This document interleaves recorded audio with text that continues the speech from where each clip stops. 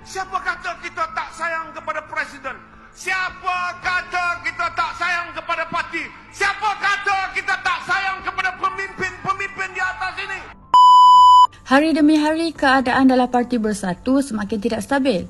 Bermula dengan pendedahan bekas ahli Bersatu, Wan Saiful Wanjan, disusuli pula dengan ura-ura pemecatan Ketua Pembangkang, Datuk Seri Hamzah Zainuddin. Pergolakan dalaman parti itu semakin jelas kelihatan. Namun, sejauh mana kesahihan dakwaan tersebut, hanya kepimpinan Bersatu yang benar-benar mengetahuinya. Salah cakap nanti, Putrajaya suruh tarik balik pula.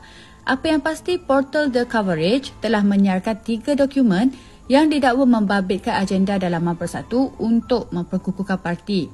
Antara kandungan dokumen itu termasuk cadangan menggantung keahlian Hamzah Zainuddin yang juga ahli Parlimen Larut sebelum memecat beliau daripada jawatan Timbalan Presiden.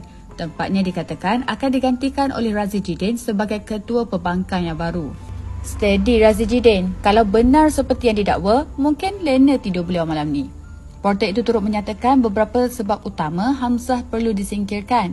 Antaranya didakwa merancang percubaan rampasan kuasa melalui pengumpulan SD, menggugat agenda Perikatan Nasional dan menjadi punca kepada kewujudan puak-puak yang semakin memecah belahkan Bersatu. Semua perkara ini difahamkan akan dibentangkan dalam satu perjumpaan ahli Parlimen Bersatu bersama Tan Sri Muhyiddin Yassin pada 18 November nanti di kediaman beliau. Ketika parti sendiri sedang bergolak dan berpecah, bagaimana pula mereka berhasrat mahu menawar Sabah? Uruskan keretakan dalaman dahulu sebelum sibuk memikirkan cita-cita besar yang lain. Menariknya, di ruangan komen pula ada yang mengucapkan terima kasih kepada ahli Parlimen Yassin kononnya berkat bacaan Kunut Nazilah semasa himpunan Turun Anwar. Nampaknya yang tumbang bukan kerajaan perpaduan tetapi parti sekutu mereka sendiri yang semakin goyah. Kalau begini keadaannya, bukan lawan yang perlu ditakutkan tapi sesama sendiri yang sedang merendahkan parti. Mungkin sudah lumrah dalam politik, pecat sana, pecat sini. Kalau dah tak sehaluan, begitulah. Pembangkang jatuhkan Ketua Pembangkang. Belum pernah terjadi dalam sejarah politik Malaysia.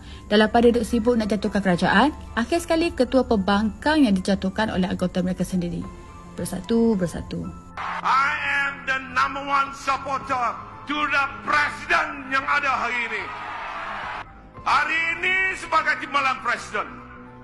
So, believe me, I am your man.